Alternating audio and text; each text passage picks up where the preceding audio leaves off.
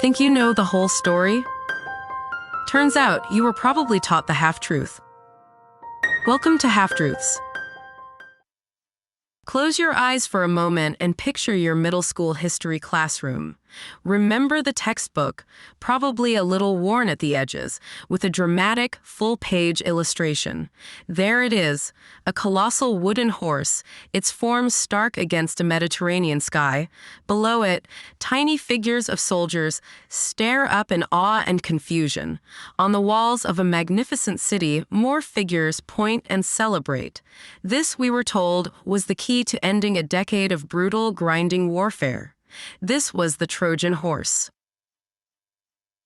The story is practically embedded in our cultural DNA. The Greeks, unable to breach the mighty walls of Troy after 10 long years of siege, resort to a final, desperate gambit. They build a massive hollow horse from the wood of their ships, hide their best warriors inside, and then pretend to sail away in defeat. The Trojans, overjoyed and convinced the war is finally over, discover the strange offering on the beach. Ignoring the dire warnings of their priests and prophets, they drag the monumental gift into their city as a trophy of their hard-won victory. That night, as the city of Troy sleeps in a drunken celebratory stupor, the trap is sprung. The hidden Greeks emerge from the horse's belly, slaughter the sentries, and open the gates for their returned army. The city is sacked, burned to the ground, and the war is over. It's a perfect story. It has everything: hubris, cunning, suspense, and a lesson that feels timeless. Beware of Greeks bearing gifts. It's the ultimate tale of brain over brawn, of deception as the sharpest weapon of all. But this is Half-Truths, the show where we look at the stories we all think we know and ask a simple, nagging question. What if it isn't the whole story?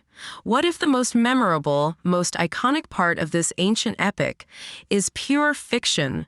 Today, we're putting our ear to the side of that great wooden beast and listening for the truth. We're going to unlearn the simple story of the Trojan horse and discover the far more complex and fascinating possibilities of what really brought down the walls of Troy. Let's begin by telling the story as we all learned it, in its full, dramatic glory. For 10 years, the Achaean Greeks have laid siege to the city of Troy. The war began over the abduction of Helen, the most beautiful woman in the world, but it has since devolved into a brutal, attritional stalemate. The greatest heroes of the age, Achilles and Hector, have both fallen. Morale is low. The Greeks are homesick and weary, and the Trojans are trapped behind their impenetrable walls, slowly starving but unbroken. Something has to give.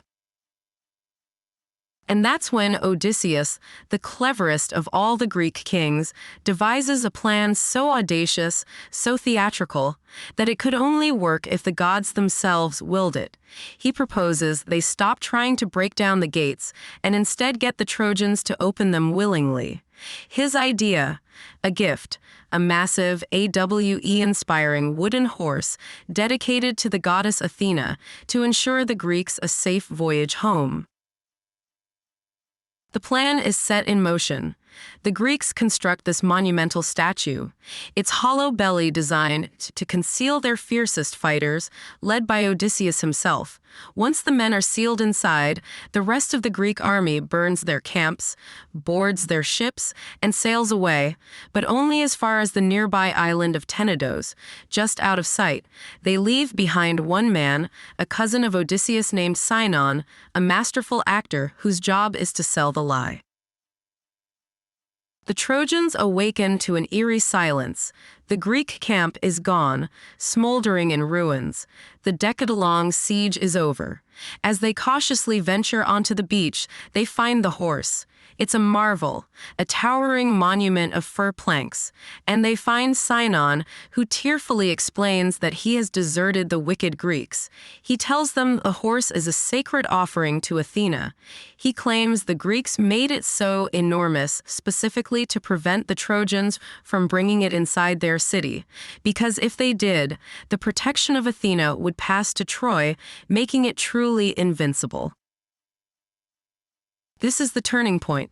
The Trojans debate what to do. A priest named Laocoon famously warns them, Timeo denaus et dona ferentes. I fear the Greeks, even when they bear gifts. He hurls a spear into the horse's side, and the sound of rattling armor echoes from within, a detail that is somehow fatefully ignored. Just then, two monstrous sea serpents rise from the waves, sent by the gods, and devour Laocoon and his two sons. The Trojans see this not as a warning, but as a divine punishment for his sacrilege.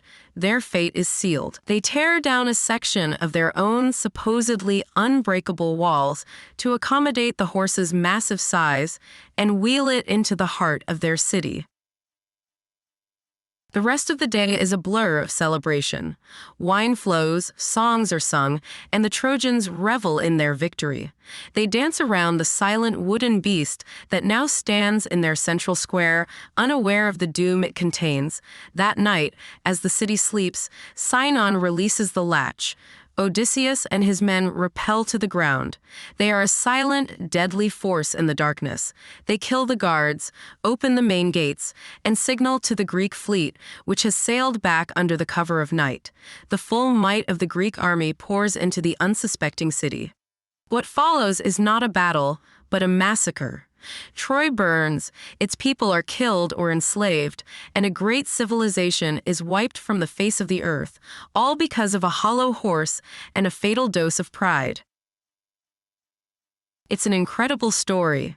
It's so powerful that the term Trojan horse has become a universal metaphor for any trick that involves smuggling a destructive force inside a welcoming disguise.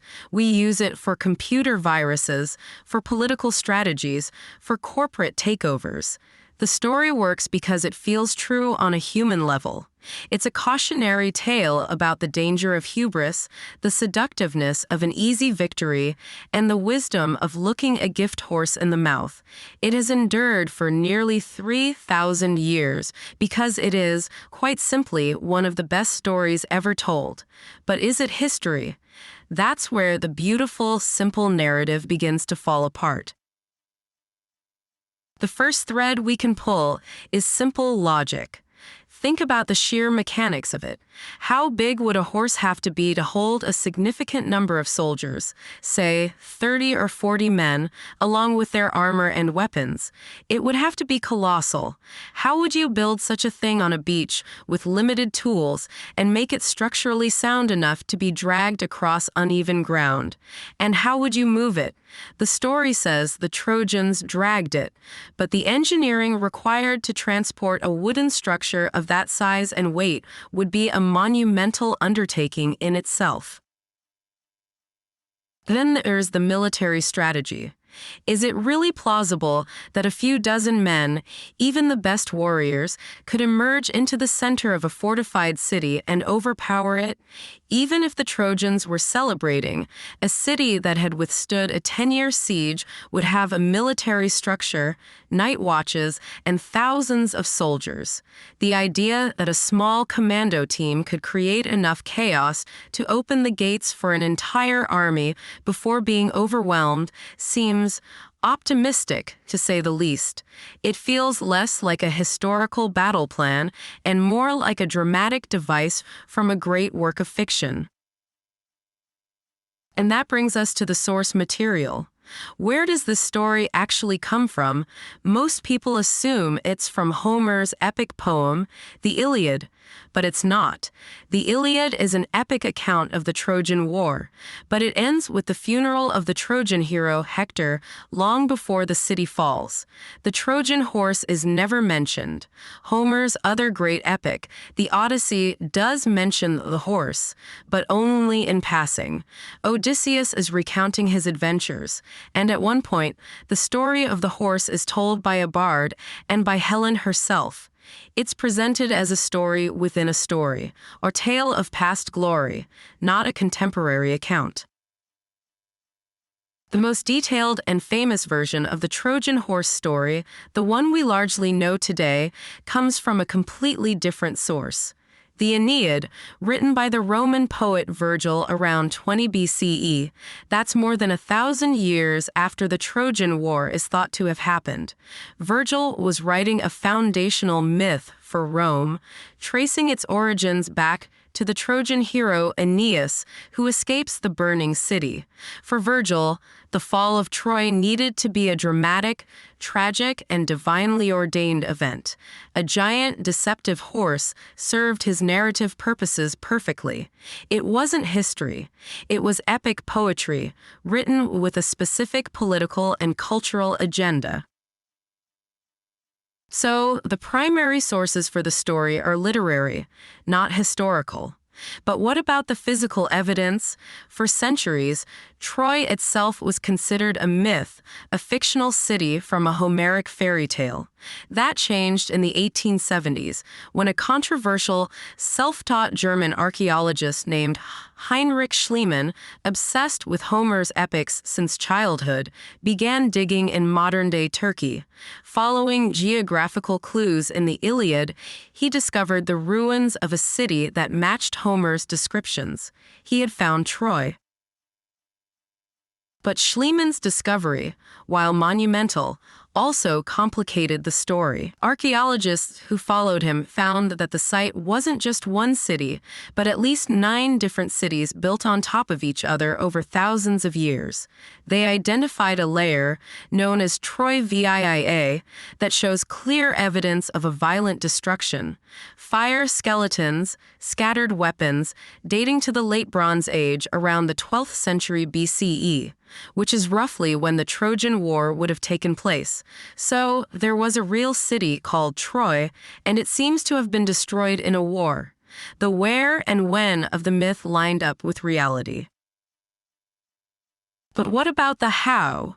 In all the decades of excavation at Troy, through all the layers of history, archaeologists have found evidence of walls, palaces, houses, pottery, and weapons. They have found evidence of fire and siege, but they have never found a single shred of evidence for a giant wooden horse. No large-scale woodworking tools, no remains of massive timbers, no inscriptions describing it. Nothing. For a historian or an archaeologist, an absence of evidence isn't necessarily evidence of absence, but when the object in question is the central element of a city's destruction, its complete non-appearance in the historical and archaeological record is deafeningly silent. The story of the Trojan War might have a kernel of historical truth, but its most famous prop seems to have been a ghost. So if there was no giant wooden horse filled with soldiers, what really happened? How did the Greeks finally breach those famous walls? This is where the story gets truly fascinating, because the half-truth of the horse may be a poetic mask for a much more plausible and in some ways more interesting reality. Historians and classicists have proposed several compelling theories, each of which peels back a layer of the myth. The leading and most widely accepted theory is that the Trojan horse was a metaphor for a piece of military technology, a siege engine. The ancient world, particularly the Assyrians around that time, were masters of siege warfare. They developed massive, mobile battering rams. These were often housed in large wooden towers covered with damp animal hides to protect them from flaming arrows. Critically, these engines were sometimes built with animal figureheads carved onto them. A large, wooden, horse-headed battering ram, pushed up against the gates of Troy, could very easily have been remembered and described poetically, generations later, as a wooden horse. In this scenario, the Greeks don't pretend to sail away. They build this advanced new weapon, assault the gates, and finally break through. The gift aspect of the story could be a later embellishment to make the Greeks seem cleverer and the Trojans more foolish. Or perhaps the Greeks did leave the siege engine behind after a failed assault, and the Trojans, in an act of supreme hubris, dragged the captured weapon into their city as a war trophy. Once inside, the Greeks could have launched a surprise attack from it, or simply used it to smash the inner citadel gates. This theory transforms the story from a fantastical fable into a plausible military operation, grounded in the technology of the era. The myth wasn't a lie, but a metaphor. A second theory revolves around linguistics and naval terminology. The Greek word for horse is hippos. Some scholars have pointed out that a particular type of Phoenician merchant ship or transport vessel was sometimes called a hippos, or horse, because of the horse figurehead it often had on its prow. Is it possible that the Trojan horse was not a statue, but a ship? Perhaps the final phase of the war involved a ruse, but a naval one. The Greeks could have offered a ship laden with gifts, precious metals or peace offerings, as a pretext to get close to Troy's harbor. Hidden below decks were soldiers. Once the Trojans accepted the ship and its tribute into their port, the soldiers emerged and opened the city gates from the harbor side. This would still be a story of a deceptive gift, but one that makes far more maritime sense for a conflict fought across the Aegean Sea. Then there is a third, more elemental theory, which connects to the gods of the epic. The god of the sea in Greek mythology is Poseidon, but Poseidon had two other major domains.